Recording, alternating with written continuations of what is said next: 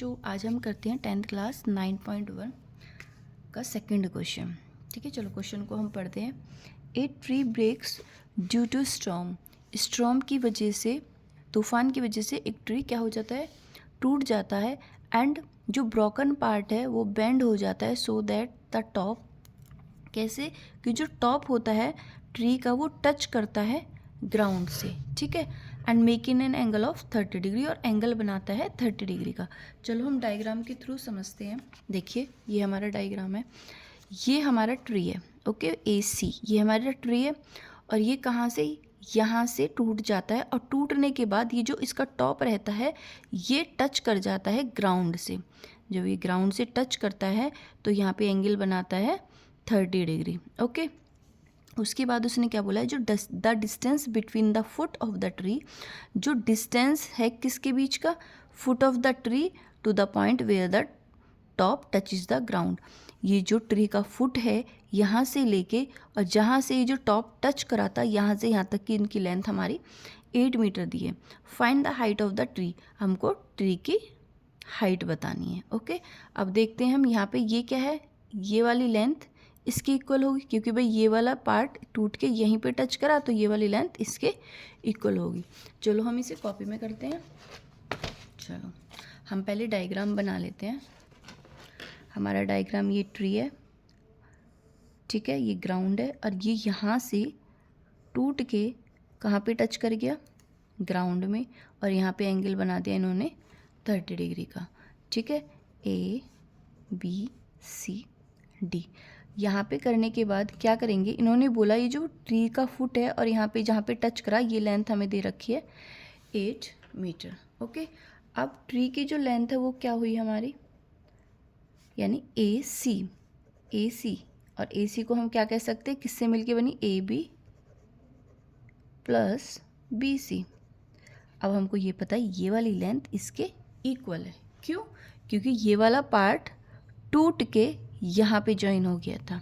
ठीक है, अब हमको यहाँ पे क्या करना है, एक तो हमको हाइपोटेनियस निकालनी है और एक हमको ये परपेंडिकुलर निकालनी है। ठीक है, अब क्या करेंगे हम, यहाँ पे हमारे 3 रेशियो में से कोई से देखते हैं कौन सा रेशियो लगता है। ठीक है, पहले साइन थीटा का क्या होता है, perpendicular upon hypotenuse. Cos theta का फॉर्मूला होता है बेस अपॉन हाइपोटेनियस, और टेन थीटा का फॉर्मूला होता है परपेंडिकुलर अपॉन बेस। ओके, अब हम यहाँ पे देखते हैं हमको क्या चाहिए, हमको चाहिए पहले हम इस हाइपोटेनियस को निकालते हैं। अब हाइपोटेनियस को निकालने के लिए कौन सा रेशियो लगेगा, हमको एक साइड कौन सी दे रखी है, बेस। ठीक है, बेस और हाइपोटेनियस कौन से रेशियो में आ रहे हैं इसमें, तो हम लगा देंगे cos theta equals to base upon hypotenuse. Cos theta यानी कि ये 30, कॉस 30 की जो वैल्यू है वो क्या हो जाएगी, बेस क्या दे रखा है 8, और हाइपोटेनियस की वैल्यू हमको नहीं दे रखी यानी कि बी डी। ठीक है, अब कॉस 30 की वैल्यू क्या होती है, √3 upon 2 equals to 8 upon B D. अब हम क्या करेंगे, इसमें क्रॉस मल्टीप्लाई करेंगे। कैसे, देखिए ये जो ऊपर वाला पार्ट है इसको एस डीज लिख लेते हैं हम, 3 इक्वल्स टू 8। अब ये जो बी डी है ये किसके पास गई, इसके पास हमने एरो लगा रखे हैं। 2 किसके पास जाएगा, 8 के पास, सॉरी 2 किसके पास जाएगा, 8 के पास।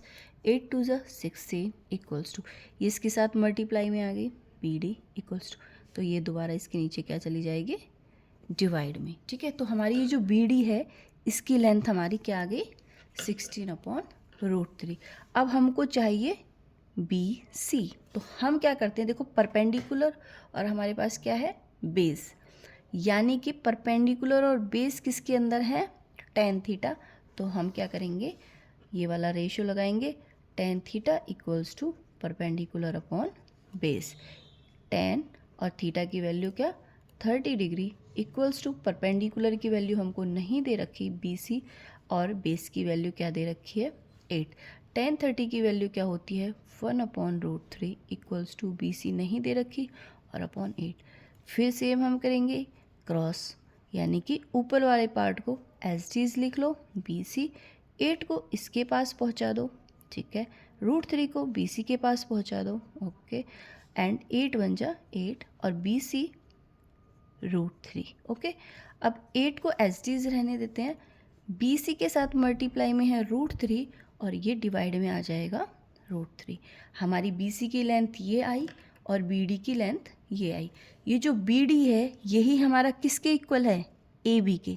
अब हमको पता है हमारी ट्री की लेंथ क्या थी, AB प्लस BC, और AB किसके इक्वल है, BD के, और BD की लेंथ हमारी क्या आई 16 अपॉन √3 प्लस BC की लेंथ क्या है हमारी 8 अपॉन √3। ओके, अब क्या करेंगे, हम इसका एलसीएम लेंगे। नीचे डिनोमिनेटर, ये न्यूमरेटर होता है और ये डिनोमिनेटर होता है, तो हमने एलसीएम लिया, √3 दोनों सेम है तो एक लिख लेंगे √3। जब नीचे सेम हो तो इनके न्यूमरेटर को एज इज नोट कर दो, यानी कि ऊपर के वाले पार्ट को ऐसा का ऐसा ही लिख दो। ओके, तो हमारा क्या आ जाएगा 16 + 8 = 24 अपॉन √3। अब हमको क्या करना है, अब हमको यहाँ पे रेशनलाइज करना है। क्यों, क्योंकि हमारा नीचे क्या है रूट और हमें नीचे रूट ख़त्म करना होता है। तो हम क्या करते हैं, रेशनलाइज करते हैं, जो नीचे वाला पार्ट है उसी के ऊपर नीचे मल्टीप्लाई कर देते हैं। तो हमारा क्या आ जाएगा 24 √3 अपॉन 2 √3 है तो 2 √3 मिलकर क्या बनाएंगे, एक 3। ओके, यानी कि एक 3 है उसके अंदर क्या है 2 √3, 2 का पेयर होता है। ऐसे ही जो 2 है तो उसके अंदर भी 2 रूट का पेयर होता है। सब के अंदर ऐसे कहीं पे भी 2 सेम लिखे हों तो वहाँ पे हम क्या लिखेंगे, सेम नंबर लिख देंगे। तो 3 8 जा 24, तो 8 √3 हमारा ये आंसर आ जाएगा। Thank you.